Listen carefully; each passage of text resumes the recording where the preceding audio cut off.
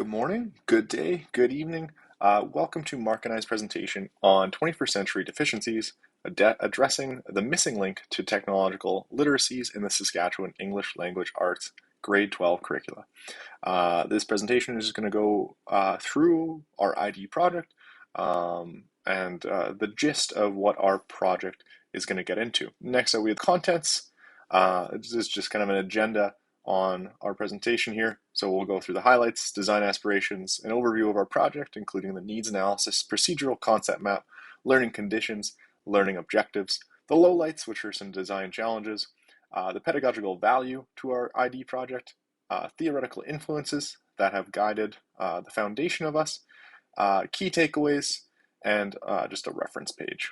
So what we have here is the scope for our project. We'll look to address the deficiencies and the technological literacies that are present in the Saskatchewan secondary ELA curricula by infusing the International Society for Technologies in Education, the ISTE standards, into the existing Saskatchewan ELA 30 curricula outcomes, which are compose and create, comprehend and respond, and assess and reflect. We can bring the curriculum into a place where it better reflects the current trends in education and better prepare students to meet the technological demands in today's post-secondary world. By using these ISTE standards to guide our design, we can ensure uniformity and best practices regarding technological literacies being adhered to, as it is a global standard that we can take from Saskatchewan and put into life.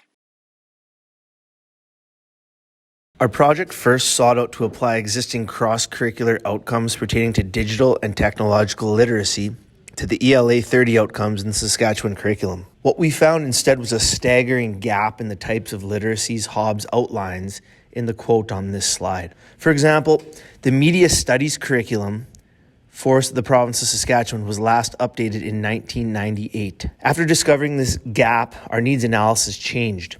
And it was decided that the best approach was to find a uniform set of standards that address the multifaceted nature of teaching technological literacy to students today. The ISTE standards, formerly known as the National Educational Technology Standards, are standards for the use of technology in teaching and learning. They are published by the International Society for Technology and Education, which is a non-profit membership association for educators focused on educational technologies. We felt that this best reflected Hobbs' challenge that educators respond to the divergence in curriculum and technology by beginning to use terms such as visual literacy, media literacy, critical literacy, information literacy, and technology literacy to expand the concept of literacy so that visual, electronic, and digital forms of expression and communication are included as objects of study and analysis. With a clear need identified, the next logical step was to figure out which existing Saskatchewan ELA 30 curricular goals needed to be changed. After speaking with a number of senior secondary ELA educators, 3 scenarios where design is required emerged.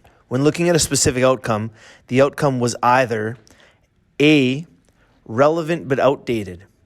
In this scenario, we would infuse the outcome with the appropriate ISTE standard.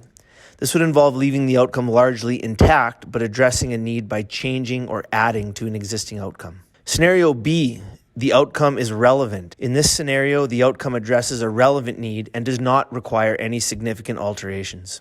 C, the outcome is irrelevant. As we progress toward a future with technology, there are certain outcomes that may need to be outrightly replaced with a more relevant ISTE standard. The project in action looks at a single ELA outcome such as Compose and Create A30.3, which has students presenting and expressing a range of ideas and information in formal and informal situations for differing audiences and purposes. While this outcome has a range of indicators that educators can choose to help achieve it, specific attention was brought to us by our subject experts on indicator F, which has students attending a formal town hall style meeting. Our subject experts felt that while many of the other indicators had relevance, there was a consensus that this town hall style meeting was not a relevant example that most students would benefit from. Considering much of the outcome was still relevant, we felt that this best fit under the infusion scenario of our concept map. Applying aspects of the ISTE Global Collaborator Standard,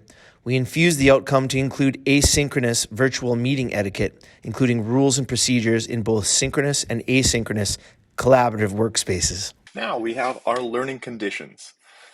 Learning conditions in our context of the assignment is to have the foundational school conditions, which are going to properly engage students with digital literacies to grow technological literate students. This is an important distinction to make when planning this project. We want to make sure we're specific with that terminology as well as what we want students to achieve. Using the right safeguards, restrictions, and accessible use policies, which are AUPs in our division, these need to be in place to ensure that students have the appropriate access to the things that they need to learn about. So it's having the right sites checked and vetted by educators before they're passed on to students to learn from. Next, we have physical conditions. This is based on student performance context, which would largely be in a classroom through instruction and by utilizing any existing curricula on digital citizenship. Computer science could also aid in the adaptation of instruction, identifying areas of existing curriculum in the areas of technology that are applicable, and identifying gaps that need to be addressed. Utilizing existing accessible technology to ensure equitable access to technology for all students, regardless of the environment that they are learning in. This will be particularly key in an ELA classroom or a big school where technology is tough to come by or sharing wise. And then finally, we want to enhance school conditions. So based on the previously established procedures and policies about technology that students will be interacting and learning with, student attitudes towards technology need to be adjusted to understand that there are different forms of technology. But above all, technology is a tool for learning and must be used appropriately. So rather than just taking selfies on an iPad or using their phone as a technology in the classroom, but just going on Snapchat, students need to learn the proper procedures and just the right attitudes to use that technology as a tool in the classroom. Next, we have our learning goals. Just give you a gist there of, again, students need to learn to choose the appropriate educational technology. Students are going to benefit and use and learn and create and grow their higher order thinking skills to analyze and construct. This is just building better learners that are going to be well versed in the 21st century. And our third objective is that students will succinctly and be able to articulate and communicate creative thinking and processes. So again, just honing in our critical thinking skills, or just being creative, but being succinct and being able to communicate what we're going through. And with the aim is to grow student attitudes towards learning with the employment of authentic digital literacies through the use of technology. The use of chosen technology is essential to ensure the authenticity and relevance of some concepts that cannot be learned without the use of technology. Ideally, student attitudes towards learning will be high, but that's not the reality in all grade 12 classes. But again, with this non-traditional way, we believe that this would boost student engagement and the learning ability to desire to learn to a next level, regardless of where their platform is. Next here we have the lowlights, or the design challenges that we encountered throughout our project so far. The first one was really just narrowing our project to be contained to just one ELA curriculum. That narrowed things down so we could just focus on the curriculum, the Canadian curriculum in ELA A30. Second was defining educational technology standards. We were able to benefit this, and with consultation with Paula, we found out the ISTE, so we have global standards that we can apply to our province. Challenge 3 was narrowing and having well-defined terms. Again, this was taking a pause and just realizing that we need to focus in and hone in on this project rather than just having big, broad things, which also could be misleading or misunderstood. And our last challenge was addressing the challenge of what it means to be digital literate in today's society. Again, we have older generations that are not very tech savvy, that struggle with email, and then we have kids growing up with iPads. So where in that center focus is digital literate fall into place? With the move to online formats in nearly every area of work, the pandemic has changed everything. We will remain virtual in many facets of formal learning and education as well, including university workspaces, distance and online learning, and students having to go through mandatory self-isolation and missing school. By applying a uniform set of appropriate and relevant technological standards to ELA curricular outcomes, as outlined in the previous example, we then introduce a generation of students to a common standardized set of rules and regulations outlining online collaboration with peers. Next, we have the theoretical influences that guided or obviously influenced our project. And this was mainly with constructivism and connectivism. The central ideas with constructivism is that knowledge is created by people. People can be individuals or parts of groups, but how these connected experiences through these people and their reflections in the world is what creates knowledge. In this view, again, knowledge is constructed by the knowers, so it doesn't have to be external or independent. It doesn't exist, rather, externally or independently, because it's together with the knowers, and their knowledge cannot simply be transmitted or received due to the experiences of different knowers. Like everyone has their different experiences, so when you're building that together, when you're critically analyzing something, you're using your experiences to identify that. And with that, we go to connectivism. And some of the core tenets with connectivism is that learners grow through the capacity to know more is more critical than was currently known. Nurturing and maintaining connections is needed to facilitate continual learning. It's the ability to see connections between fields, ideas, concepts, and that decision making in itself is a learning process.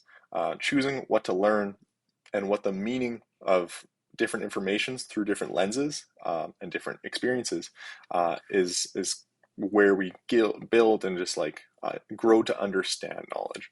So they have similarities through the construction of knowledge, but at the same time, connectivism kind of just takes it a step further. It's also more digitally based. You're encountering more perspectives, and it's being able to critically analyze that and connect them, find the dots of where things are coming from, and building that capacity in our learners will help guide them to have that critical thinking foundation and have a better understanding for the world around them. Finally, on a more lighthearted note, our key takeaways and what we're building towards with this ID project is less of this, which is like a painful experience with technology, or like the correction of the use of technology in some of our learners, where this image, this meme could be either the learner or the educator kind of just like holding their coffee like, this is so painful. So again, that's an educator experience, that's a student experience. So we're trying to build that to go forward through the ELA curriculum with those ISTE standards to guide that.